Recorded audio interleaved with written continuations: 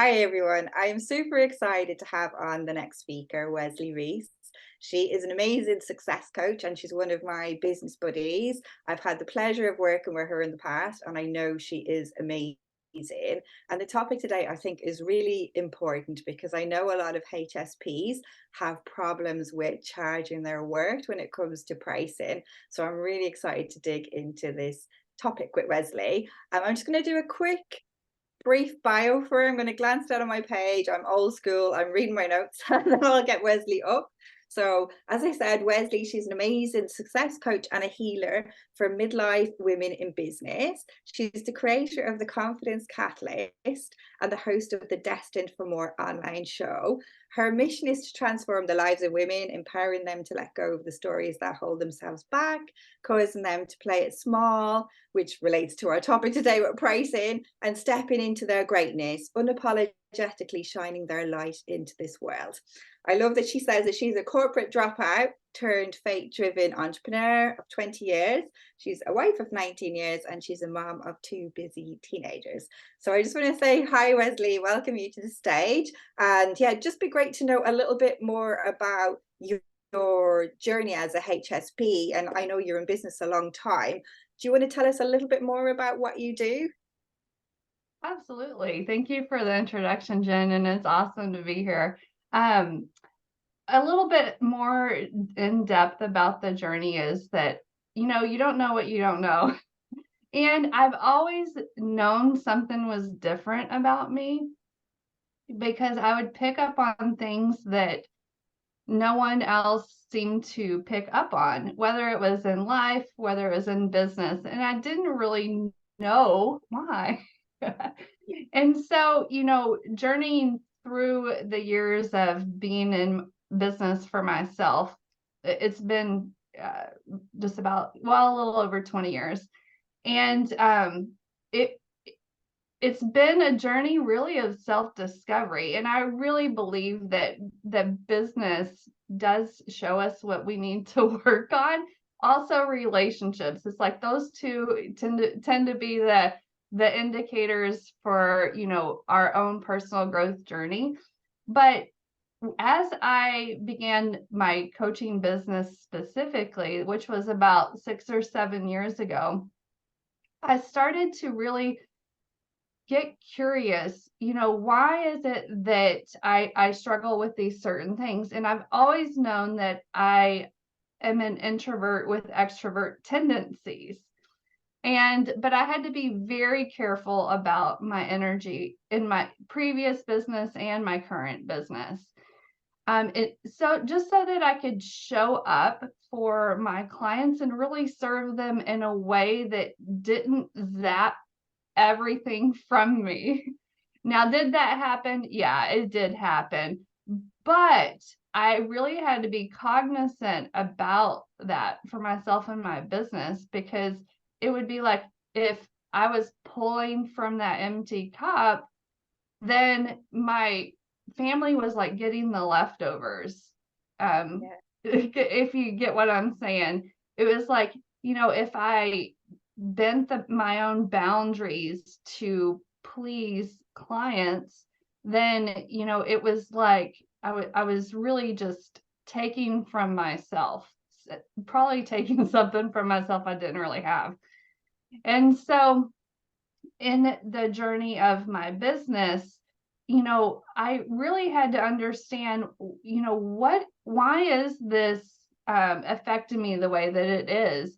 And it wasn't until the last couple of years when you and I connected and you began to share about this quality of being highly sensitive. And I was like, that is really interesting, because even though I know it's not a medical diagnosis, Yeah. like self-diagnosis, I check all the boxes.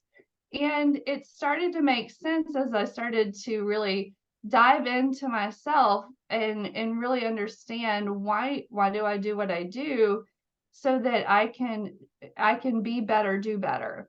And so it was a couple of different things, but learning just more about HSP, in reading up on it, I learned that, there's some traits that can really magnify this. And, the statistics are about 20% of the population is what I've learned is HSP. But I also learned that, it can be, it can come obviously genetically, but then also it can come from your relationship as a child with your parents. Depending on how that relationship was, and then also any trauma that you experienced. And I would have to say, I check all of those boxes. And so it for me, it was like, oh, this is starting to make sense. And also, learning this, as you and I have come to know each other and just diving into it more, it also parallels my own healing journey, for those specific things, so that I can, it was showing itself in my business, and it was almost like a wall. It was like a wall. And I was curious, why can I not get past this? And no matter how much effort I was putting in my business, and this was back in 2019, 2020, about that time frame, it was like, why can't I get past this? No matter how much effort I put in my business, I was getting exhausted. Yeah. And it was getting really frustrating, honestly. And that's when I began to dive into it for myself. And now that's how I help my clients in that way. And so, yes, I help them in their businesses, but it it's it it really ripples effect to all areas of their life, because we're dealing with the person that is more or less driving the bus of his own business, so that you can really get past those, those things that hold you back subconsciously, like the fears, doubts, limiting beliefs, insecurities, those things. And so that's really what has gotten me to where I am today, and how I help, in the way that I do, is so that you can really be able to move past, and be able to really have that satisfying and fulfilling business in a way that feels right to you. Because it doesn't have, it's not cookie cutter, it never is. And everyone has their own unique gifts and talents, and the more that you're able to authentically step into that and really own that, there's so much freedom and, enjoyment in able to, just in order to do that. So Amazing. So I can relate to so much of what you said there. Definitely about the energy, the getting zapped, the kind of people pleasing, breaking your own boundaries, and then just wondering why you are like so drained. And I think so much of the business advice out there is geared at non-HSPs.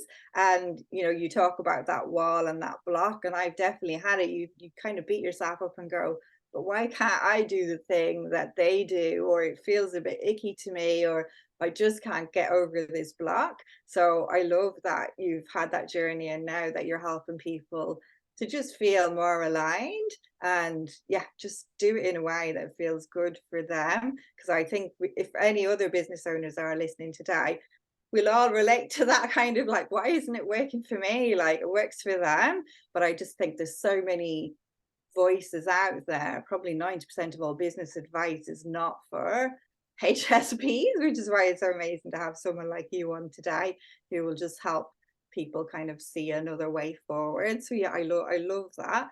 I want to kind of dive straight into, we're going to be chatting about 3 essential beliefs for charging luxury prices today. I know you want to chat a little bit about luxury first, like what is luxury, and then we can go into like tip 1. oh yeah, absolutely. And what I'm going to share today relates to any industry. It relates to, um, so many different types of businesses. And so, when I'm talking about the 3 essential beliefs, it can be applicable to any of that. But I first wanted to just kind of level set what it means as far as luxury, because it means something different to every single person. And so when I'm talking about luxury, I really want you to define what that is for you. And so I'll give an example. Like for me, it's not about having like all these material things. However, I do like nice things and I like quality. So for me, luxury means quality and really withstanding the test of time, something that's going to last and really have tremendous amount of value. And so with that, I just wanted to just level set that, luxury does mean something different to everybody. So whatever that means for you, I want you to come from that place. And when we're getting into this luxury prices in the industry, you may have heard, you can call it high ticket prices. And so for the sake of our conversation today, I would say, consider high ticket pricing, anything above $3,000. And I'm in the US, so I'm going to say dollars. You can say 3,000 pounds or quid or any of that, but that higher ticket that causes someone to really consider, that investment for themselves. And so today I'm going to take you through the 3 essential beliefs in order to charge that higher price point. And I'm going to take it through in a particular sequence where the last one is more of the linchpin that holds it all together. And that's where I'm going to spend most of my time in our conversation.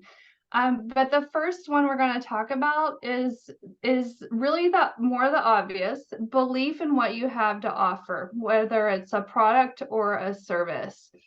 It's absolutely essential, obviously, because it's what you're offering as a solution for someone. And as a person that is highly sensitive, you have certain characteristics that you bring to the table that are really value-added offerings that are often dismissed when you are, say, putting your offer together, or just even really considering or enhancing your offer in the first place. And it has to do with that empathetic perspective that you come from. It is often not found in the marketplace. And so you're gonna be able to connect on a different level and really help that person on the other side that you're serving, help them be seen and be heard and understood. Another thing is attention to detail. As HSPs, we really tend to be in tune with the details. Obviously, there's a certain extent to where it doesn't serve you, but having that attention to detail is of high value. Also, the intuition that we bring to the table, and this is really key. I believe that the intuition is that secret sauce, that the more we're in tune with our intuition, we're able to bring that to our offering in a way that our competitors aren't able to, and it's unique to you. And so the more that you step into that, the more value you're bringing to your clients. And so being able to translate these qualities into the experience your client has will not only just really enrich the relationship you have with your client, but it'll also have the ripple effect and really take your referral rate to another level. It's not found in the marketplace that often. And that right there will justify your luxury prices. Because you're not just offering a service, you're offering really a unique, personalized, high quality experience Yeah. that is true to you. And so I just really wanted to hit that home so that you understand there's so much that you can bring to the offering that you have, that whether it is a product or a service, it is that level of high touch that is just natural for you. So that's the Yeah. first one. I love that because I know what you say about being natural. And I think when things come natural to us, we kind of take them for granted and we don't think it's that special. So, like you say, there's not always a lot of empathy in the marketplace. So, dealing with somebody else who's like fellow empath, it's quite a nice, nurturing experience as opposed to being told, do this, do that, and just yeah, not feeling like at ease. So, and again, the attention to detail, I think is something I've spotted since I've been in business because I'm like really on the detail.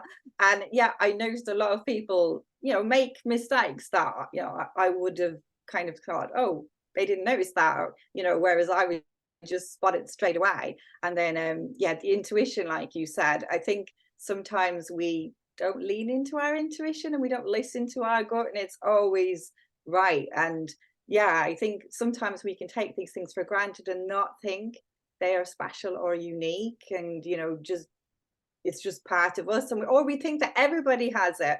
I think only since I've learned that I'm a HSP did I realize that as an empath, when I go into a room, I can read a room and feel, I can see if like my friend's not feeling great, or I can just pick up on the energies. I never used to understand why other people couldn't do it.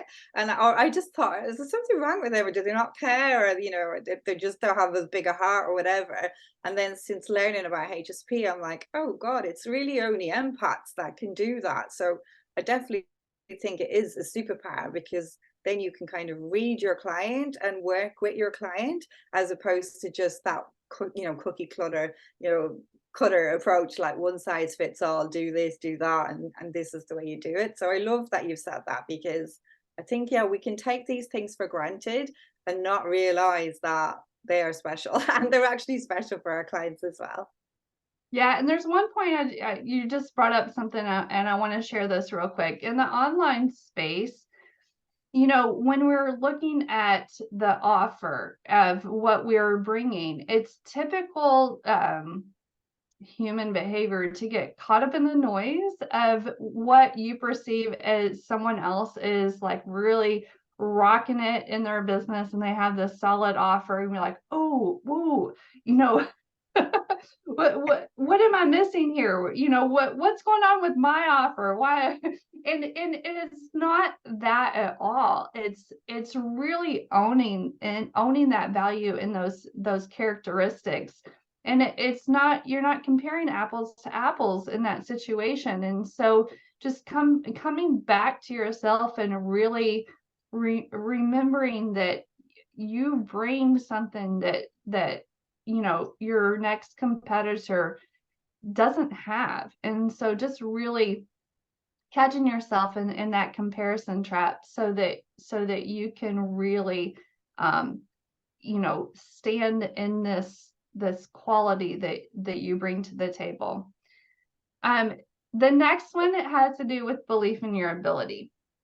And so that is really it can feel limiting as an HSP, as far as like your energy and your focus, because of being highly sensitive.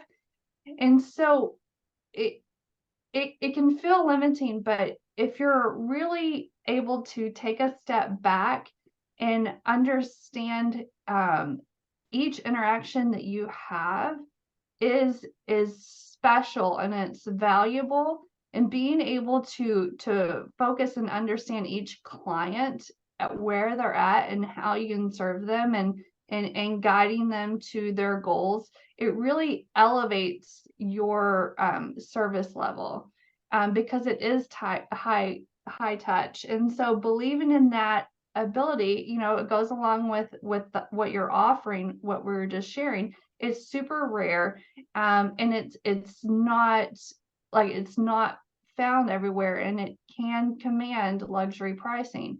And so when you're looking at your belief in your ability, you also need to look at, what is your track record? And as an HSP, really leaning into your offering with any case studies and testimonies that you've had from previous clients, so that can do your legwork for what you're offering.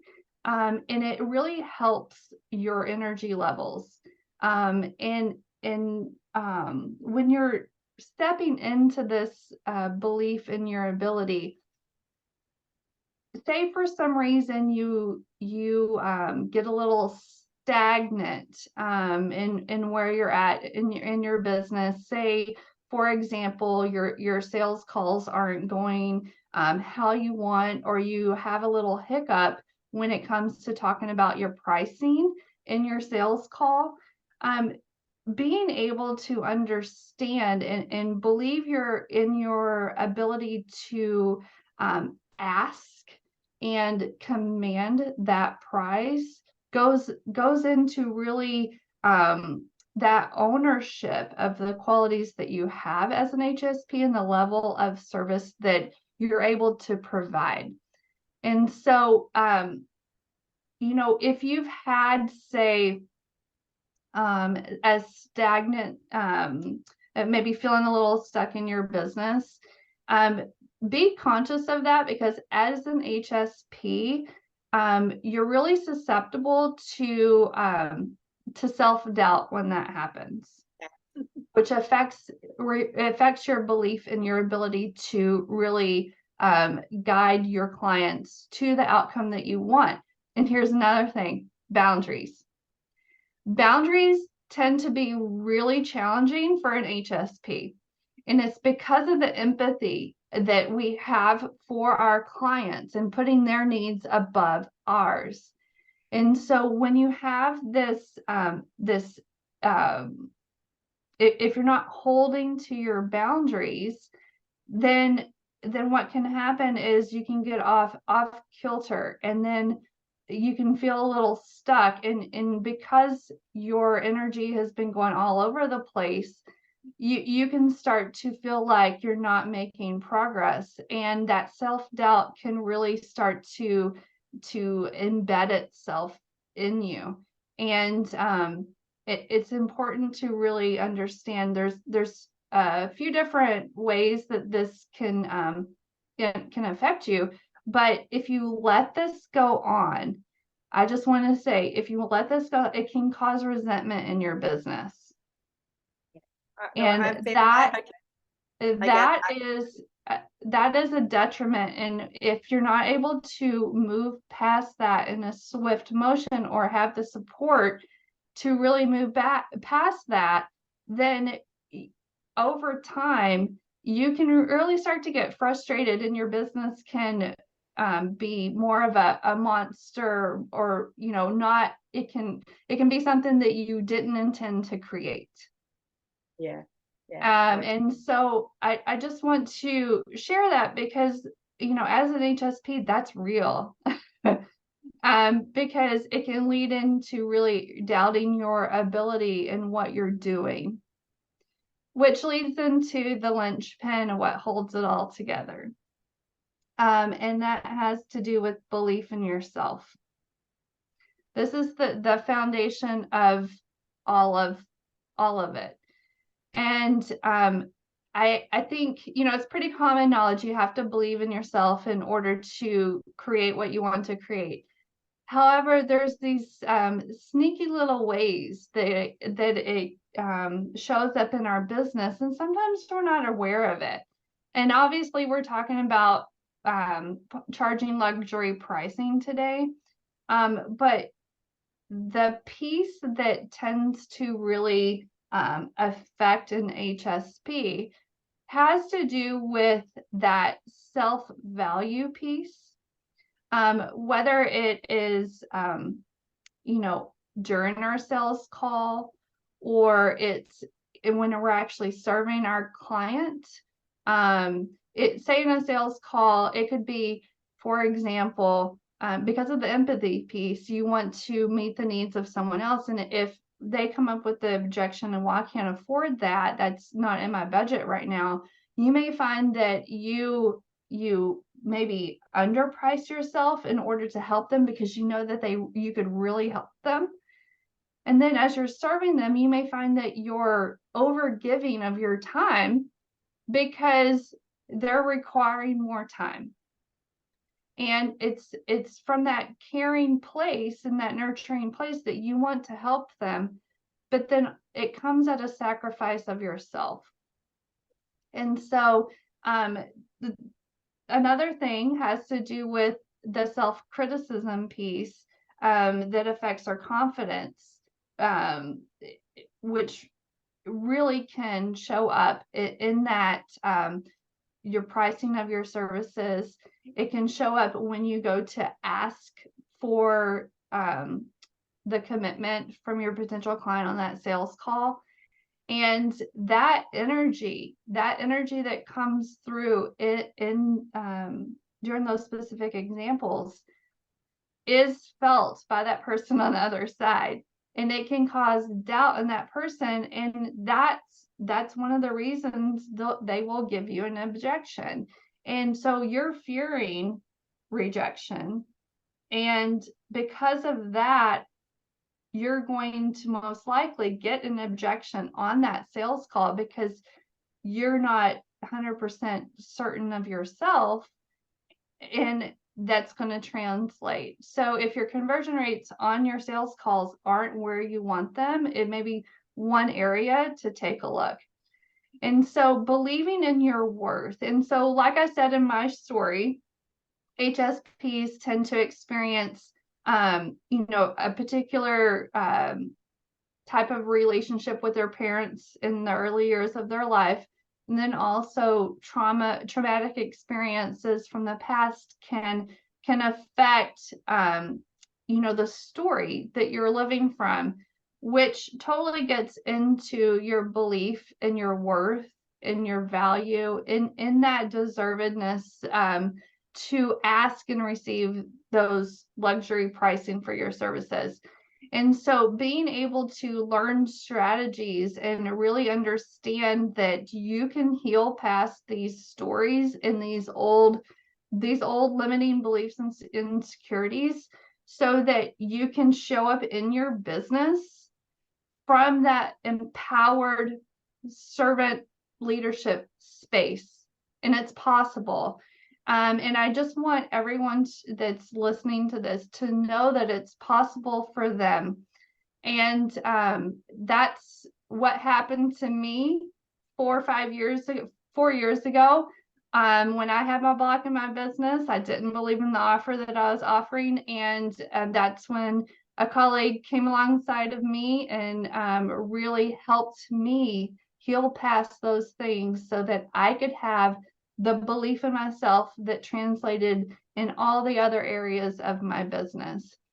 And so being able to point to these essential beliefs is really necessary in order to confidently set and maintain that higher price point, because you are delivering something very unique and special to your client that majority of the marketplace they don't even have these qualities.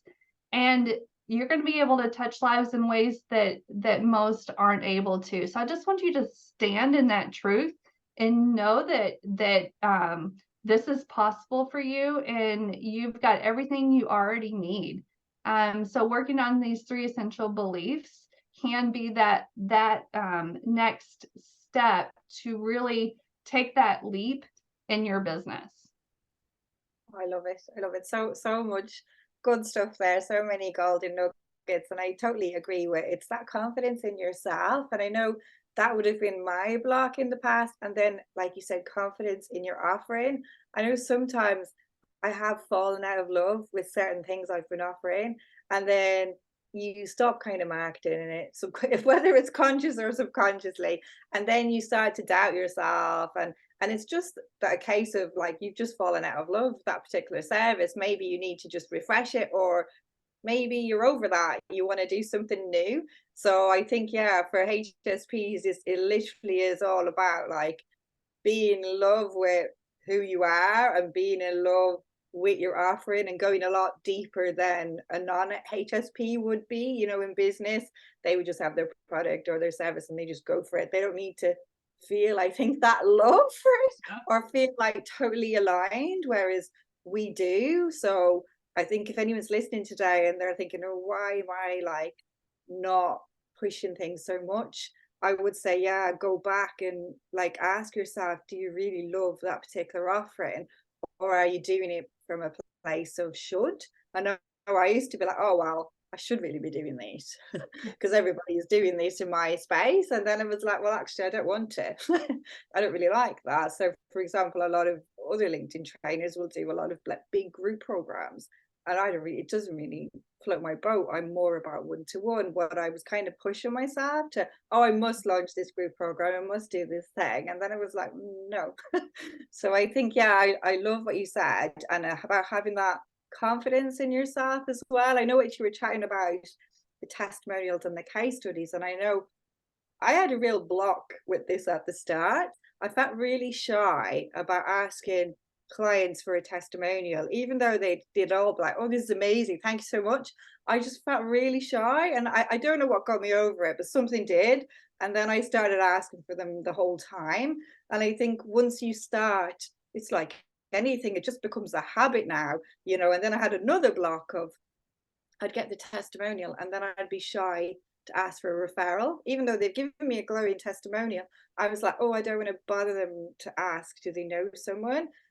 So yeah, like all of these things, now I have to have like a running brag file for those Yeah. days where my mojo dips. It's like just a Word document, and it's things that I've done just to remind me, like, you are good. I've got all my testimonials in one spot just to remind myself, because yeah, I think we are prone to being self-critical and just perfectionist tendencies, and we have that attention to detail. We kind of take things apart where and it's like it has to be like really high standard for us to be really happy with it. So yeah, I loved what you said, because I know that would be one of my clients' biggest blocks is the testimonials. Like before they work with me, a lot of them haven't asked for like a testimonial on LinkedIn in about 10 years. Oh my Yeah. God. And it's like what you were saying. I love what you said, that we have got these kind of skills that so many people in business don't. And we just don't realize, like, the empathy, the intuition, they are skills. You're not going to get them from other people. Other people will have been left feeling cold from working with other like coaches, consultants that didn't have that ability. So we really need to think of it as a superpower, because it is something special. And if people don't go to you, they're going to go to somebody without those, and they're not going to have as good an experience, as nice as experience, as supportive an experience, as deep an experience. So you're kind of like doing other people a disservice. So yeah, I love what you were saying about the slumps, sales calls. I'm sure we've all been there. I've definitely been there. And it's usually when I'm out of alignment. And just I've had sessions with Wesley in the past. She is amazing. She did some theta healing on me as well, which was really good. And I've worked with lots of things from my mindset. If people are listening and thinking, oh, these two look like they've got it nailed, it's a journey. Like Wesley was saying, it's a personal development journey.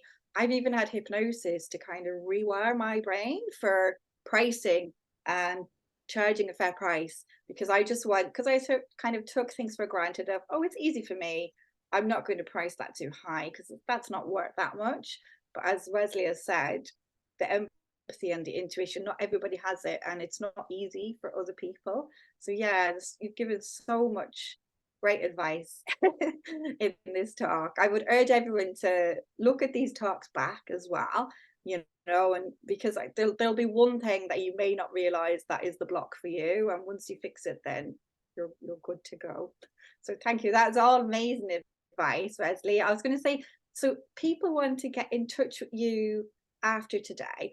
Where are your favorite Hangouts platforms? Oh yeah, absolutely. I mainly just hang out on LinkedIn, as far as a social platform or networking platform. And then as far as contacting me, and I also have something I want to offer people that are watching, but if you want to contact me directly, you can go to callwithwes.com, book a complimentary 20-minute call with me. We can have a conversation, and we can really see, where you're at, what your blocks are, and what your opportunity is by moving past that.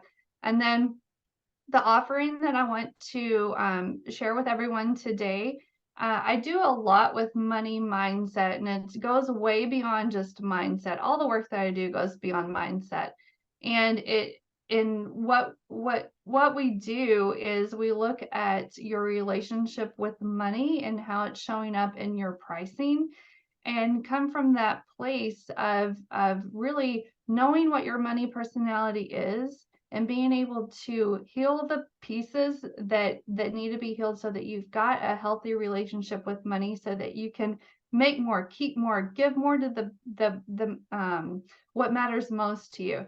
And so to access that, go to crackmoneycode.com. So these links will be in the description so that you can click on it. But just go there. You can take an 8-minute self-assessment to find out your money personality, and then you can really start to just begin to see that 30,000-foot view of what that is for you, and what are the strengths, what are the challenges, so that you can begin to take that next step and heal your money story, so that you can have more of that empowered conversation when talking about your pricing in your business. So thanks again for having me, Jen. It's been an absolute pleasure, as always, having a conversation with you.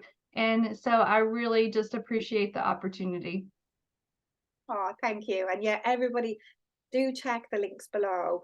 The money archetype quiz is fun as well. And I think most HSPs like doing kind of personality tests or any kind of a test to see, why am I like that? So definitely do that, and definitely book in a chat with Wesley. She is amazing, because I think this is such an important block for HSP entrepreneurs and executives, to break through, because just because we're good at something, or it's easy for us, or it's innate, doesn't mean you can't charge higher prices.